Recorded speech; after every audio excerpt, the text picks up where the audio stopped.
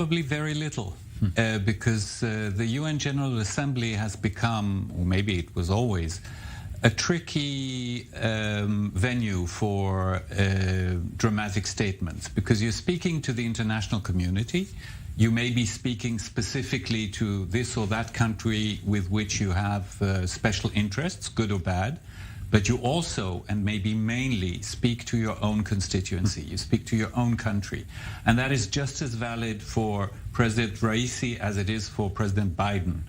So you have to make a kind of mix between the messages and the audiences and try and detect what the general outline is. And the general outline on both sides is that most probably the negotiations in Vienna will resume. We don't know yet when, how long it may take. The Iranians will want to drag that date as long as possible. The Biden administration will probably want to accelerate as best possible. And we don't know exactly on what premise from both sides these negotiations will resume. But personally, I think there is a relatively positive bottom line, because there were a lot of question marks about the intentions of the new Iranian president, and probably he's going towards resuming negotiations.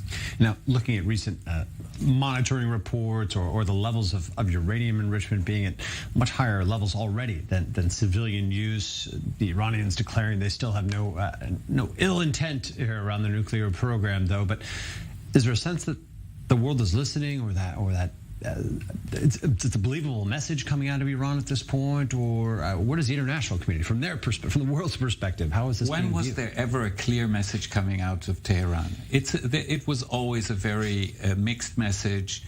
It's the Iranian strategy, diplomatic strategy, and there has always been a dual path.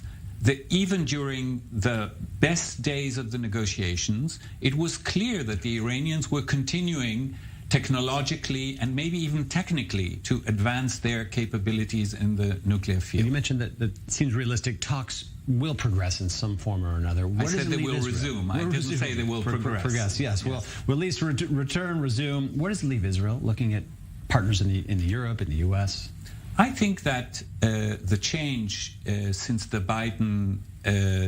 Biden-Bennett duo has come into office is that there is more interaction, more exchanges about this very crucial issue. And while I believe that the Israeli government's priority would have been to try and completely get the resumption of the JCPOA off the table, I think there is a growing realization in Israel, including in the security circles and the military circles and the intelligence circles, that we can probably live with a resumption of an agreement under certain circumstances, and that there might even be benefit, because the last few years, when the United States was out of the agreement, actually served the Iranians to move very, very fast forward, at least in the enrichment of uranium.